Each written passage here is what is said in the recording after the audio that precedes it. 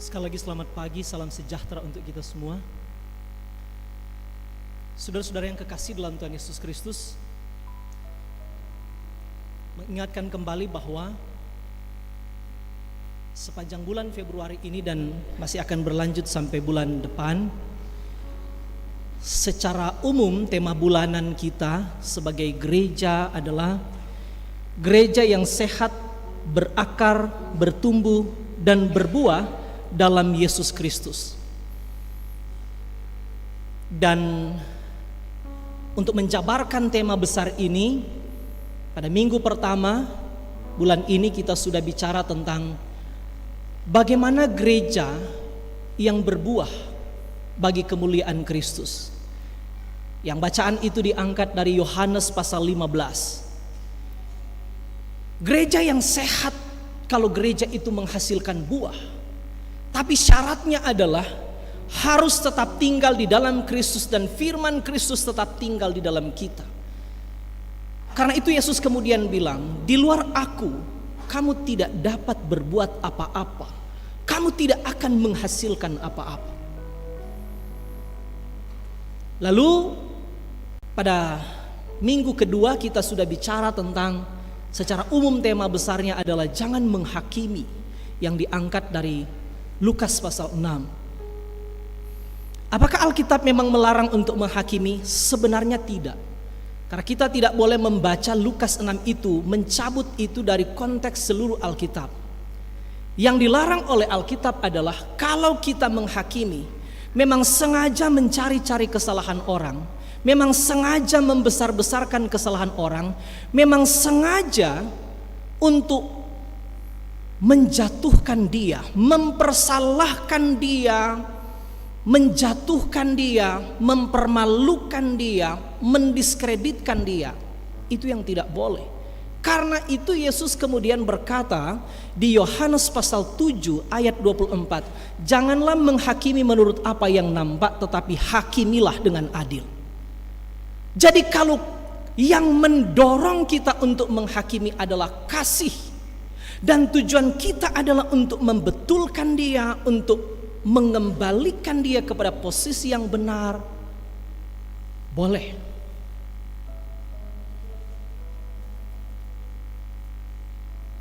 Karena itulah sehingga perlu melihat ulang. Karena kata menghakimi itu dia bahasa Ibrani, bahasa Yunani krino. Krino itu dia arti paling dasar adalah memilah, memilih, membagi. Misalnya asal usulnya itu diambil dari misalnya memilih mana tuh gandum, mana tuh ndak gandum, mana tuh padi, mana tuh beras, mana tuh buah yang baik, mana tuh buah yang ndak baik. Sehingga kemudian ditemukan definisi dari krino adalah menilai dan menyatakan sesuatu benar atau salah menurut standar formal yang berlaku, yaitu firman Allah.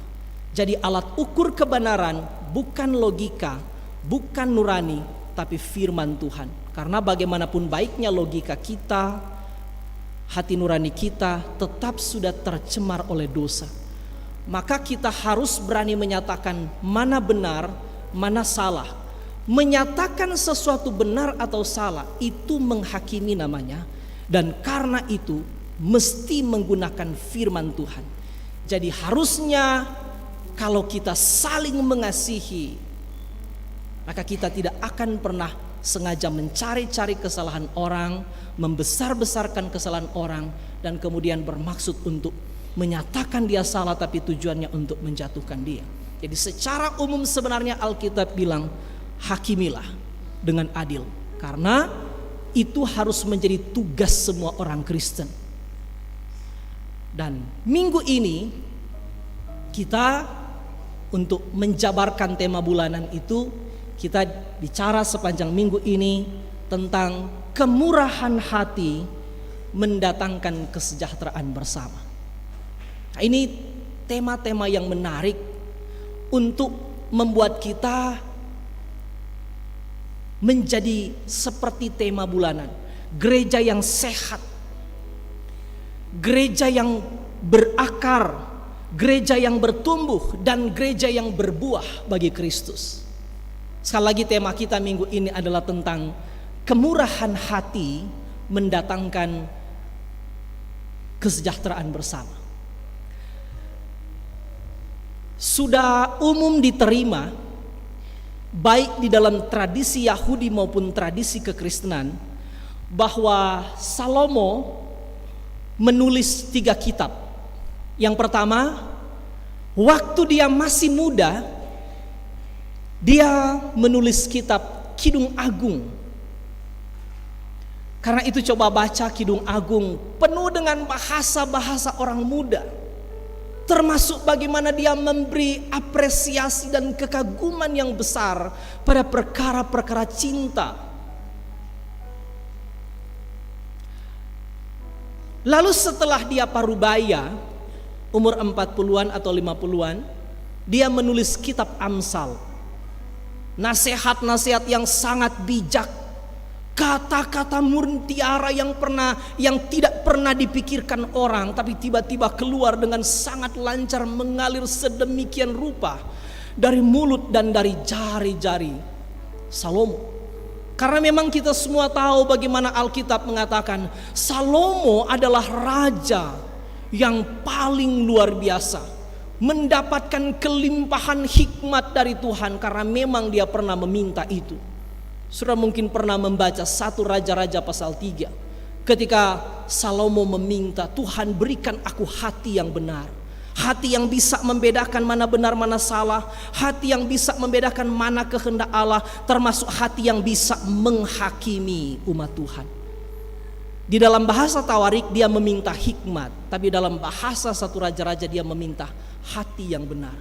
Dan dari situ betul Tuhan pernah bilang begini Pak Salomo, sebelum engkau tidak ada raja seperti engkau, sesudah engkau tidak ada raja seperti engkau, selama engkau berkuasa tidak akan pernah ada raja seperti engkau. Lalu kita membaca 1 Raja-Raja pasal 4, pasal 5, pasal 6, pasal 7, pasal 8, pasal 9. Di situ ada penggambaran bagaimana keagungan, kebesaran, bagaimana Salomo melahirkan banyak syair, banyak amsal, bahkan dicatat dia pernah menulis lebih dari 3.000 amsal.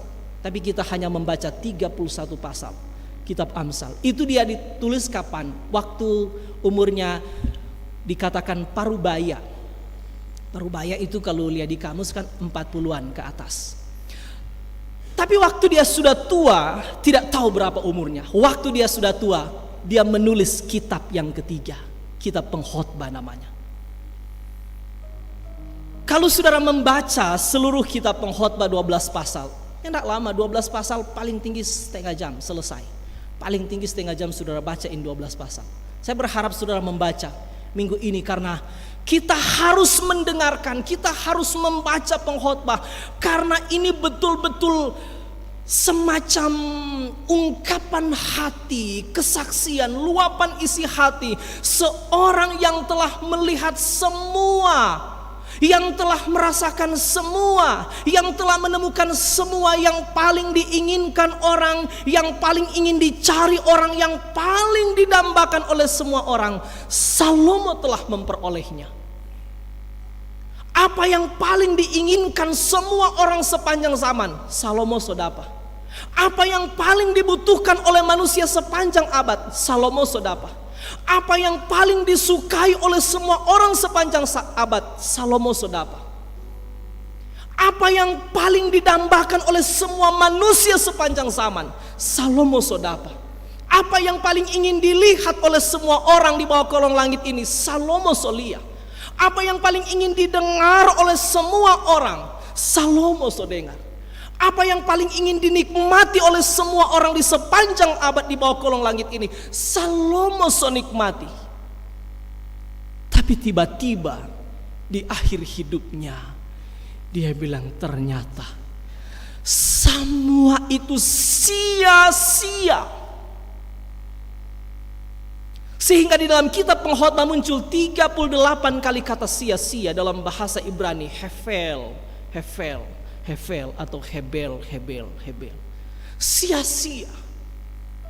Menjadi raja, menjadi kaya, memiliki nama baik, menulis buku, menjadi masyhur, memiliki segala kelimpahan, menikmati semua yang indah di dunia ini, makan minum yang enak, perkara-perkara seks yang luar biasa, semua telah dia lihat, dia alami, dia nikmati. Sekali lagi setelah dia menjelang hari senjanya, dia bilang semua itu sia-sia. Ada satu yang tidak sia-sia, dia bilang. Apa? Carilah Tuhan dan taatilah ketetapan-ketetapannya. Amin. Tinggal itu yang tidak sia-sia. Kenapa harus taati Tuhan? Kenapa harus cari Tuhan? Kenapa harus takut akan Tuhan? Lalu Salomo bilang di akhir-akhir ayat pengkhotbah, ingatlah suatu saat kita semua akan berdiri di hadapan pengadilan Tuhan. Disitulah Tuhan akan meminta pertanggungjawaban. Apa yang engkau lakukan dengan hidup yang aku berikan kepadamu. Dan dari semua yang dia bilang sia-sia, cuma satu yang tidak sia-sia, dia bilang. Waktu dia bicara itu nadanya seperti bersemangat. Cuma ada yang tidak sia-sia, cuma satu. Apa itu? Carilah Tuhan, takutlah akan Tuhan, taatilah ketetapan-ketetapannya. Secara khusus pasal 11 ini bicara tentang apa? Bagaimana hidup yang tidak sia-sia itu adalah hidup yang murah hati. Wah, bagus sekali.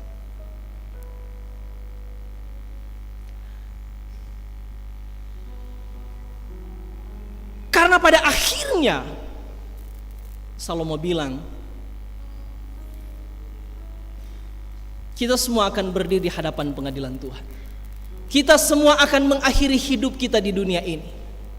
Karena itu, supaya hidup kita tidak sia-sia, supaya hidup kita boleh bermakna, supaya hidup kita boleh bernilai, bermurah hatilah. Secara umum itu yang menjadi tema besar di pasal 11 ini. Hiduplah dalam kemurahan hati. Lalu di sini kita mendapati beberapa prinsip sekaligus beberapa alasan tentang kenapa kita harus bermurah hati. Yang pertama, ayat 1 dan ayat 2 itu tidak boleh dipisahkan. Karena kalau kita hanya membaca ayat 1, kita akan kebingungan. Lemparkanlah rotimu ke air, maka engkau akan mendapatkannya kembali lama setelah itu. Harus dibaca bersama dengan ayat 2. Berikanlah bagian kepada 7 bahkan kepada 8 orang, karena engkau tidak tahu malapetaka apa yang akan terjadi atas bumi. Secara sederhana ayat-ayat ini bilang, bermurah hatilah. Sekalipun kadang-kadang mungkin kemurahan hati itu nampaknya tidak berguna, nampaknya tidak sia-sia, nampaknya tidak tepat, nampaknya ditujukan kepada orang-orang yang tidak layak. Ibarat engkau melemparkan roti ke air, kelihatannya itu sia-sia. Tapi ingatlah, kemurahan hati yang engkau lakukan hari ini suatu saat akan berbalas, sekalipun mungkin lama. Amin. Kelihatannya sia-sia, dapat rasa ndak dapat apa-apa orang.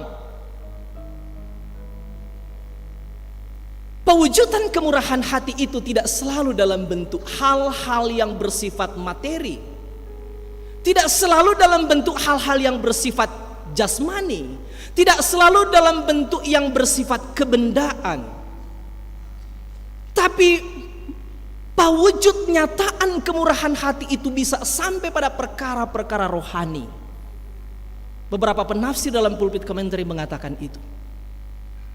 Ketika kita menunjukkan kebaikan, tidak selalu ukuran kebaikan itu berbagi uang, berbagi materi, tapi juga berbagi ide, berbagi ilmu, berbagi gagasan, berbagi pemahaman, berbagi firman, berbagi Injil. Lakukanlah itu, berikanlah itu. Sekalipun nampaknya tidak ada dampak apa-apa. Ibarat engkau melemparkan roti ke air. Coba lempar tuh roti ke air. Ini dapat lihat sia-sia, dapat lihat ininya tidak berguna. Mar percayalah, Alkitab bilang, engkau pasti akan mendapatkannya kembali lama setelah itu. Hal-hal yang baik yang kita tabur hari ini, benih baik yang kita tanam hari ini, kebaikan-kebaikan yang kita berikan kepada orang lain, kebaikan-kebaikan yang kita tanam hari ini, percayalah, pasti akan bertumbuh sekalipun mungkin lama. Amin. Kalau tidak begitu, engkau tidak akan bermakna, engkau tidak akan bernilai, dan engkau akan menjadi sia-sia, kata pengkhotbah. Bermurah hatilah.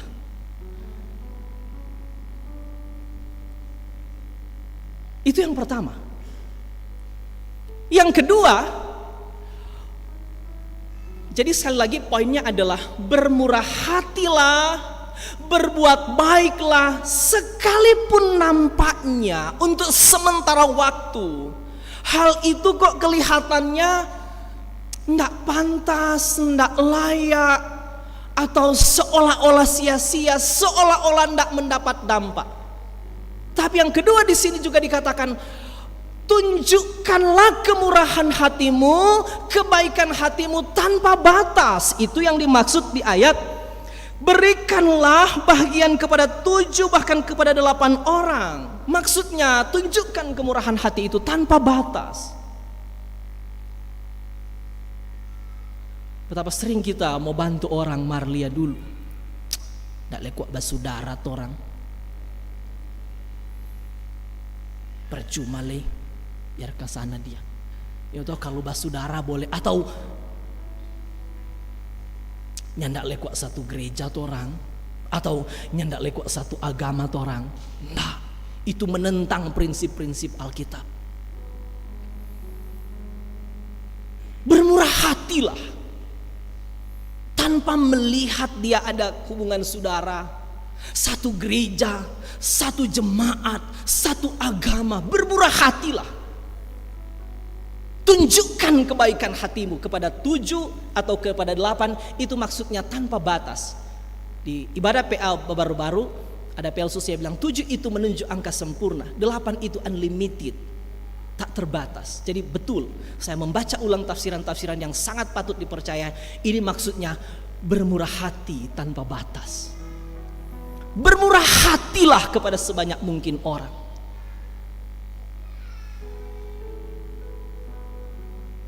Yang ketiga, berikanlah bahagian kepada 7 bahkan kepada 8 orang, karena engkau tidak tahu malapetaka apa yang akan terjadi di atas bumi. Kenapa kita harus bermurah hati? Karena kita tidak tahu.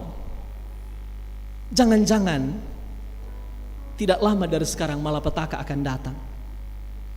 Ini bisa berarti 2 hal, kata beberapa penafsir yang baik. Pertama, orang kan yang tidak tahu mau jadi apa hari esok. Mungkin besok datang bencana, dan akhirnya kita tidak punya kesempatan untuk bermurah hati. Mungkin, kasih contoh praktis. Kita melihat ada orang yang lagi kesusahan, lagi sakit, lagi menderita. Sebenarnya pada diri kita ada kemampuan untuk menolong dia, tapi orang menunda-nunda pertolongan itu. Sebelum orang tunjukkan tuh, orang pe kemurahan hati, dia so mati. Menyesal. Atau sebaliknya, ayat-ayat ini juga mau bilang, ingatlah, kalau bencana terjadi, kalau kesusahan datang, mungkin engkaulah yang membutuhkan kemurahan hati orang. Karena apa yang engkau lakukan bagi orang lain, sangat mungkin itu yang orang lain akan lakukan untuk kita. Betul enggak? Contoh praktis. Saya tidak tahu bagaimana di sini, tapi di beberapa tempat yang saya datangi, contoh praktis kali ini praktis sekali. Coba lihat di masa-masa duka cita. Tuh orang-orang yang nyandak datang di rumah duka. Waktu orang baking sabua dia ndak pernah muncul. Di rumah duka selama masa-masa duka cita dia ndak pernah datang. Coba lihat. Giliran dia atau dia pe keluarga ditimpa duka cita, kematian. Rasa-rasa deng tu sabua dorang mau suruh ngana baking sendiri tu sabua. Ngana pigale sendiri ngana pe kubur. Saya tidak tahu kalau di sini bagaimana, tapi di tempat-tempat lain saya telah melihat itu. Gitu nak? Rasa-rasa dorang mau suruh bangun padi, bangun kawan. Berdiri dari peti situ, ngana dulu tidak pernah datang, ngana gale sendiri nape kubur, ngana baking sendiri nape sabua. Ayat-ayat ini bilang ingatlah malapetaka akan menimpa bumi, kita tidak pernah tahu. Ini berarti bisa saja maksudnya ketika orang menunda kemurahan hati, akhirnya kita terlambat dan betul-betul akhirnya kita seharusnya boleh menunjukkan kemurahan hati kepada orang itu, tapi akhirnya orang itu sudah terlanjur misalnya mati. Atau sebaliknya, ayat-ayat ini juga mau bilang ingatlah, suatu saat mungkin kitalah yang membutuhkan kemurahan hati itu. Kitalah yang mungkin akan membutuhkan belas kasih dari orang.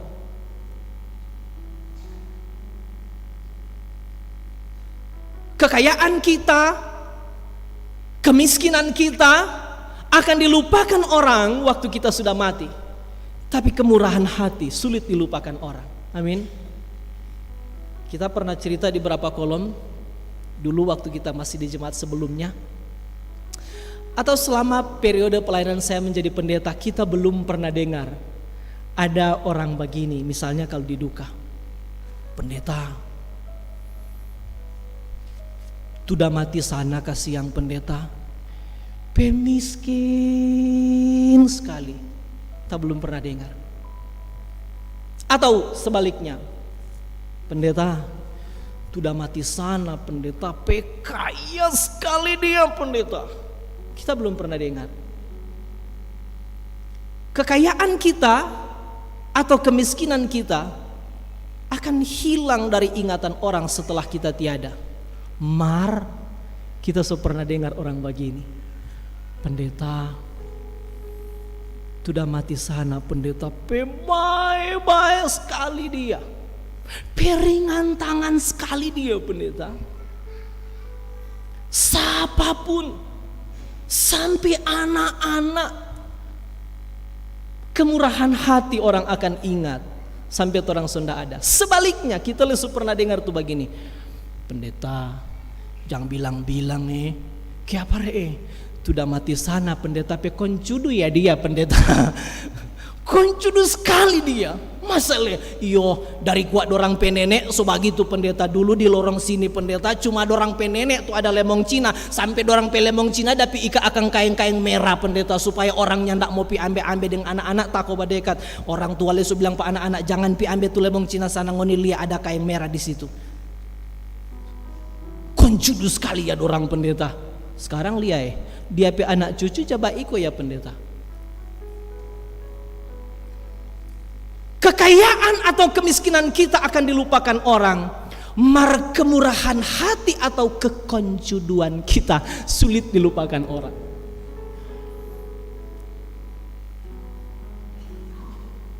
Bagaimana dengan kita?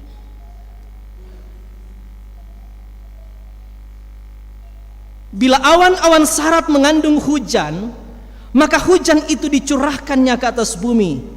Dan bila pohon tumbang ke selatan atau ke utara, di tempat pohon itu terjatuh, di situ ia tinggal tergeletak. Siapa senantiasa memperhatikan angin, tidak akan menabur, dan siapa senantiasa melihat awan, tidak akan menuai. Ayat-ayat ini secara sederhana bicara tentang apa? Ada penafsir bilang begini, belajarlah dari alam. Kalau tuh awan itu sofoldeng air, dia akan curahkan. Dia ndak akan tunda. Dia ndak akan peduli apakah orang sementara bajumur baju atau bajumur cingke. Pokoknya kalau sofol tuh awan dia akan curah.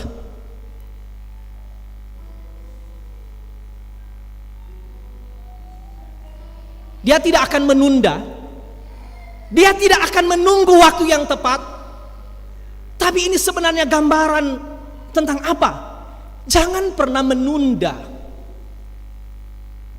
Kita menemukan prinsip ketiga di sini. Yang pertama, Tunjukkan saja itu. Sekalipun nampaknya tidak ada hasil for orang, nampaknya sia-sia, nampaknya tidak layak, lakukan saja. Yang kedua, lakukan itu kepada sebanyak mungkin orang. Yang ketiga, jangan menunda, jangan tunda. Sama dengan petani kata di sini, siapa senantiasa memperhatikan angin tidak akan menabur, dan siapa senantiasa melihat awan tidak akan menuai. Gambarannya secara sederhana maksudnya, ndak usah tunggu waktu yang tepat, ndak usah tunggu cuaca yang baik. Cuaca sekarang makin sulit diprediksi. Tunggu Jo, sama dengan petani kan. Saya lewat Joko ini musim hujan, baru pibatana. Nggak usah. Sebenarnya itu gambaran tentang apa? Nggak usah tunda. Kita nggak pernah tahu tentang apa yang akan terjadi hari esok. Jangan pernah menunda kebaikan hanya karena misalnya kita mengira kita masih punya waktu hari esok, masih ada waktu yang akan datang. Semua bentuk kebaikan jangan pernah tunda untuk lakukan. Dalam perkara apa saja. Satu waktu ada omak datang pak kita waktu di jemaat sebelumnya, pendeta, kita mau jujur terus terang pak pendeta, kita ada yang tapi kakak 9 tahun ndak baku bicara. Hah? Gara-gara apa? Gara-gara budel. Begitu ya. Kemarin pendeta kita so pergi pak dia minta maaf. Kita tahu dia tuh salah, biar kita tuh minta maaf pendeta. Kong tapi kakaknya mau usah maaf. Oh begitu ya. Pendeta kuat pergi bicara akan tapi kakak. Oke. Nanti besok kita pergi. Orang so tahu kita 1 kali 1 kan. DP besok tak datang omak. Kemarin tuh omak PAD dari pastori. Kung dah dia cerita begini kong omak kata nih mau usah maaf. Betul deh. Kita tidak pakai huha-huha langsung bilang. Apa dia bilang? Betul pendeta. Kenapa begitu? Terlalu sakit kita pe hati dia bikin pendeta. Oma, Tuhan leda bilang, orang le terlalu banyak bikin sakit hati pada dia. Mari dia so ampuni orang. Dia so mati for orang. Bagaimana? Yesus bilang, kalau engkau tidak mengampuni orang yang bersalah kepadamu, aku juga tidak akan mengampunimu. Kalau engkau datang kepada aku, engkau menghadapku, datang di mesbahku, datang di pelataranku, lalu mengingat ada perkara-perkara yang belum engkau selesaikan dengan sesamamu, kembalilah, selesaikan perkaramu dengan orang lain, lalu kembalilah kepadaku. Bagaimana itu? Ya pendeta berat ya tapi hati. Begitu ya. Oma aja berdoa Bapa kami. Ada ya pendeta. Maksudnya oma hafal dari Bapa kami yang di sorga sampai amin. Hafal dari sekolah minggu tak so hafal. Tuh di kalimat situ dan ada tuh begini, dan ampunilah kami. Bagaimana? Seperti kami juga mengampuni orang yang bersalah pada kami. Oma aja bilang itu. Ada ya pendeta. Kong kiapa nak baking? Jadi ini ada orang berarti begini. Dia pemulu begini, dan ampunilah kami seperti kami juga mengampuni orang yang bersalah pada kami. Mari itu dia pemulu, mari dia hati begini, dan ampunilah kami walaupun kami tidak mengampuni orang yang bersalah pada kami. Buktinya dia tidak bikin kan? Bagaimana? Sudah terserah Oma. Begini jodang pendeta, dia setawaran pak kita. Begini jodang pendeta, kita janji sebelum kita mati tamu ampuni pada dia. Kita kaget.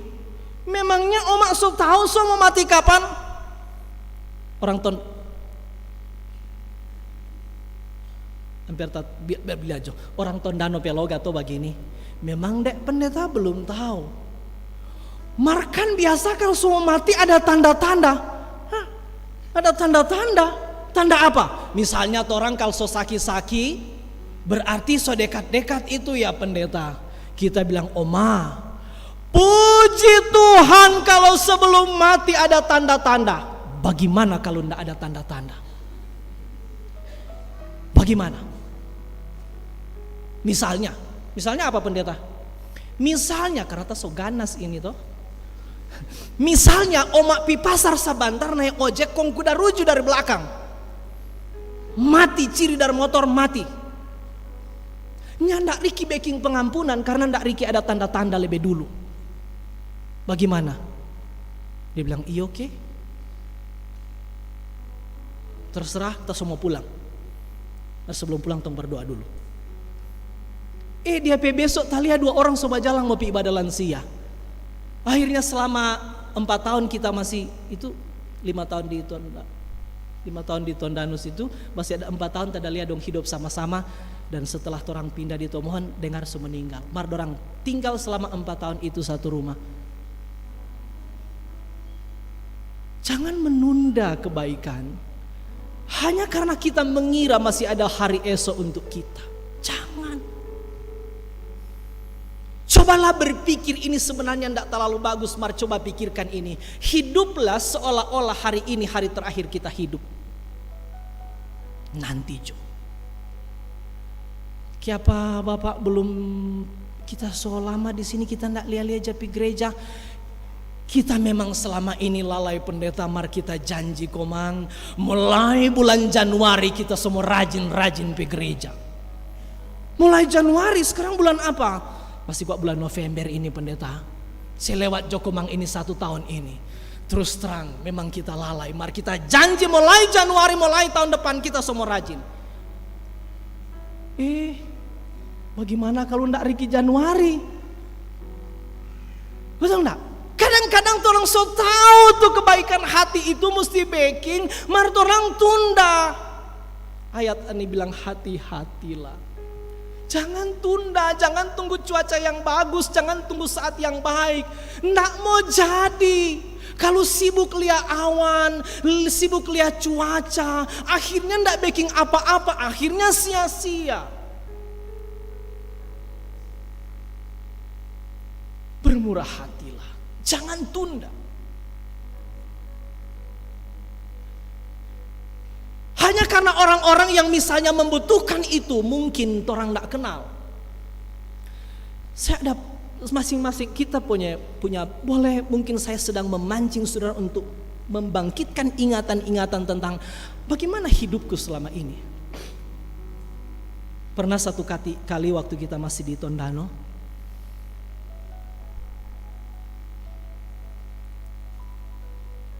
pagi-pagi setelah pulang ibadah kita capek sekali. Jadi kita duduk-duduk sambil bauni berita. Tiba-tiba babunyi kamar di luar. Selamat pagi. Tak dengar suara ibu-ibu. Selamat pagi. Tabahoba ke sana. Oh, ada ibu kita tidak kenal. Kita belum pernah lihat, belum pernah dengar dia suara. Baru kali itu muncul. Kita lihat ada bembeng-bembeng tuh apa itu? Tupperware dia nama. Tuh itu Tupperware dia nama martu besar nang. Tas sudah pak intip karena transparan, tas sudah pak lihat di dalam ada tuh apa ya dia nama tuh bete, tuh ikan putih, tuh kacang, dah campur nang kong taruh di mika apa dia nama sini? Apa itu? Pampis ke apa begitu dang. So taruh di mika kecil. Kita bilang oh coba jual ini, kita sudah paduga. Selamat pagi pendeta. Itu rumah ndak tulis nama pastori atau apa? Kita pikir dari mana dia tahu kita pendeta? Kita belum pernah lihat dia. Tapi sudah, mari ibu masuk. Kita ingat di Alkitab bilang, ingatlah ada orang-orang yang tanpa sadar sedang melayani malaikat. Kita pikir-pikir begitu, coba pikir positifnya. Kurang kaget ini malaikat dan menyamar sebagai penjual. Ya, Alkitabnya prinsip itu. Ada orang yang tanpa sadar ternyata yang dia layani adalah malaikat. Di mana dia ayat pendeta? Cari, jangan malas. Kita suruh masuk dulu ibu. Ibu dari mana? Dari sana. Oh begitu ya. Pendeta, kita kuat jabat jual ini. Kita bilang, ibu minta maaf, kita kuat mau tanya, ibu tahu dari mana kita pendeta? Kita kuat dari rumah sebelah pendeta, kong dorang tunjung. Oh begitu, oke. Ini apa dan? Jual. Oh, dalam rangka apa? Bantu gereja. Nyanda pendeta. Apa dang? Kolom. Nyanda Begini kuat pendeta, kita kasihan jaba bantu kita pelaki sekarang sementara cuci darah. Kita bajual, bajual ini siapa tahu boleh menopang kita pelaki kasihan sendak kerja cuci darah dia kita bantu. Oke. Saya langsung tergerak oleh belas kasihan sama dengan Alkitab bilang, lalu tergerak hatinya oleh belas kasihan. Kasihan. Memang kita tidak kenal ini siapa, dia so bilang dia laki jabat cuci darah. Bagaimana lagi kita hati ini? Kung waktu itu kita pedoi, maafkan. Kita pedoi cuma ada 20.000. Dan tadi barusan ada jemaat kasih beberapa orang yang karena kita melayani, lalu orang kasih. Kita bilang ini bukan berarti orang cari doi pergi pelayanan nyanda. Cuma karena ada orang bermurah hati kasih. Kong kita sampai di rumah tak ada reken tu doi 200.000. Lalu kita mulai hitung-hitung, pak kita kurang ada 20.000 dan tu ada 100.000 tak ada kasih tadi. Gimana ini? Marta tidak bilang pak dia, cuma dalam hati dang. Ibu berapa reja jual itu? 15.000 pendeta. Marta terserah pendeta mau ambil berapa. Kita nih tahu bagaimana tiba-tiba kita putuskan begini. Tak kasih tuh 200.000 yang jemaat baru udah kasih tadi pagi. Kita pikir-pikir kurang kaget lewat Tuhan mau uji kita. Apa tuh kemurahan hati dari Tuhan melalui jemaat kong kita koncudu pak orang lain yang membutuhkan. Kita langsung kasih ibu napa. Kita nyandak mau ambil supaya ibu boleh jual di tempat lain boleh jadi doi kita mau kasih. Dan dia tak kaget dapat tuh 200.000 doi merah 2. Pendeta sudah terlalu banyak ini. Enggak, kasih jo. Ibu perlu. Pak kita pikir-pikir kita masih ada beras, masih ada ikan, masih ada doi 20.000 untuk naik motor ke sana kemari. Cukuplah. Singkat cerita dia pergi. Akhirnya dia setinggal jo. Pendeta setinggal jo dan satu rasa akang. Boleh juga, saya tinggal satu, tidak usah saya tinggal sebanyak harga 200.000. Dia pergi.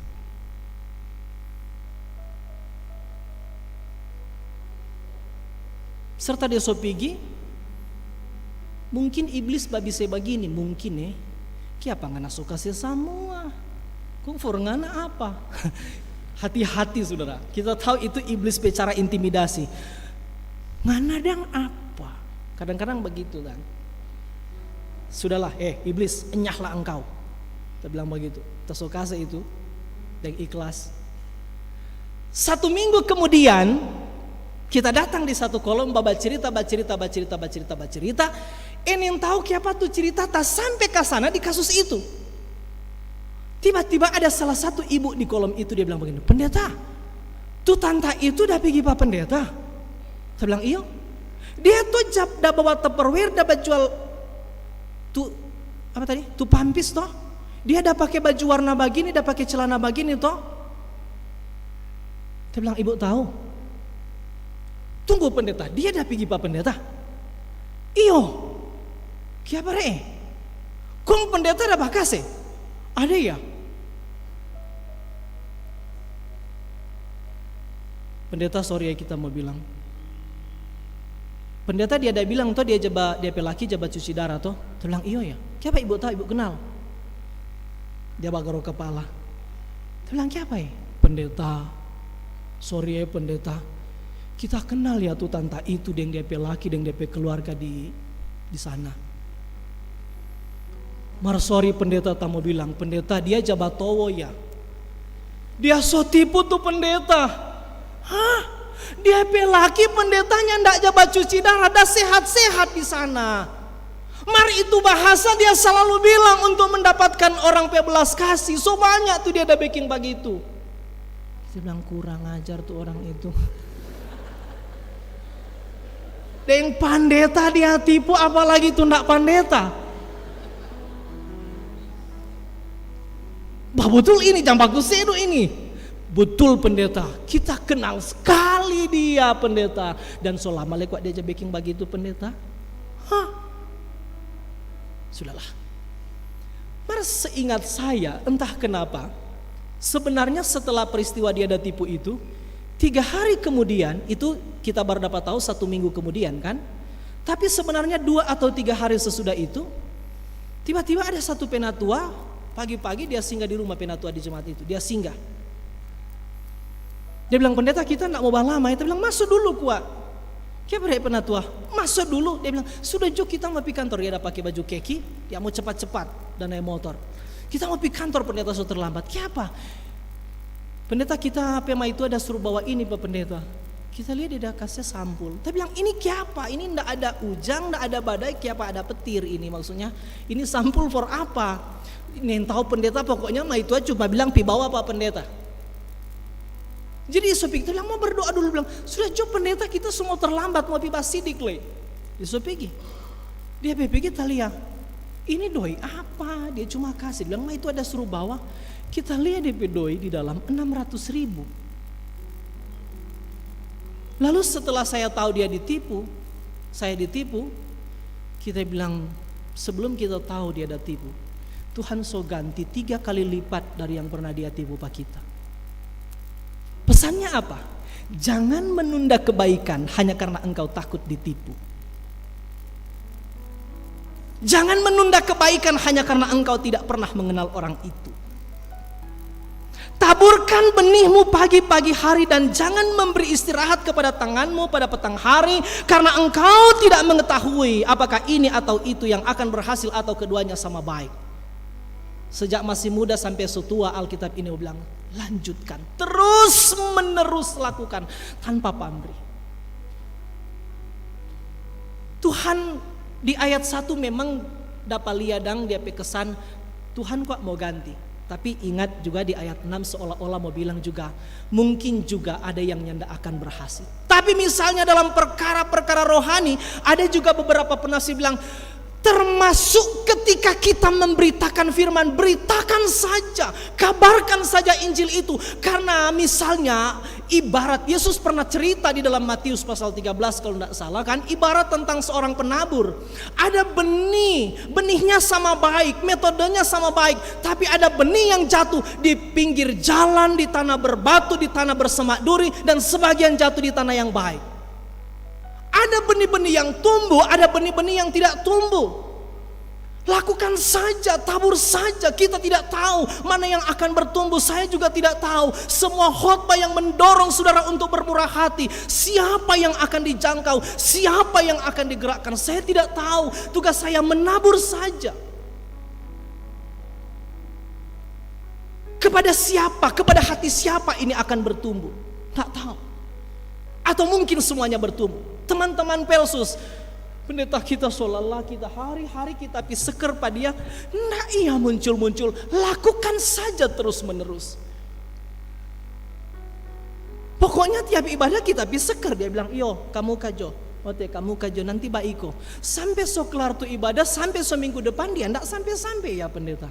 Tapi bilang sudahlah, lakukan saja.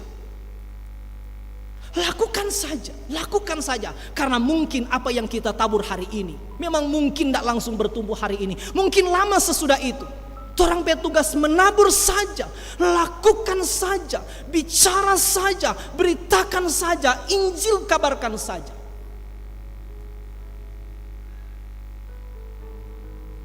Orang yang tahu mana tuh berhasil kan? Sudah, lakukan saja. Tugas kita menanam, urusan Tuhan untuk menumbuhkan. Amin. Tapi kalau kita tidak menanam, apa yang akan ditumbuhkan? Jangan berhenti. Ayat-ayat ini bilang, jangan capek untuk berbuat baik, jangan capek untuk bermurah hati, jangan capek untuk berkorban, jangan capek untuk berseker. Lakukan saja. Dia tidak tanggapi, tidak apa-apa, baking saja. Mungkin nanti lama dari sekarang. Dan yang paling terakhir ayat 7 dan 8 secara sederhana bilang, hanya jika engkau telah melakukan semua itu, engkau boleh bersuka cita sepanjang umurmu. Karena ingatlah, suatu saat kita akan mengakhiri hidup kita di dunia ini, hiduplah sebaik-baiknya untuk mempersiapkan bagaimana kita suatu saat akan masuk dalam dunia yang akan datang. Ini ayat tidak bermaksud mengatakan bahwa perbuatan baik kita yang menyelamatkan kita, iman yang menyelamatkan kita, tapi semua benih baik, semua kemurahan hati, semua benih-benih baik yang kita taburkan hari ini akan berdampak suatu saat kita akan mendapat upah, baik di masa kini maupun di masa yang akan datang, baik di dunia ini maupun di dalam kekekalan, baik terhadap kita maupun mungkin balasannya, imbalannya kepada anak cucu kita. Kadang-kadang orang tua yang tanam tuh pohon mardepe buah, anak-anak yang pete. Begitulah dalam perkara-perkara rohani. Tugas kita, tetaplah bermurah hati, tanpa pandang batas, tanpa pandang bulu. Jangan capek, jangan menunda, jangan karena kita misalnya tidak tahu bagaimana dampaknya lalu kita menunda-nunda. Lakukan terus-menerus, itu yang akan membuat hidup kita bernilai, dan kita boleh mengakhiri hidup kita di dunia ini dengan bersuka cita. Amin.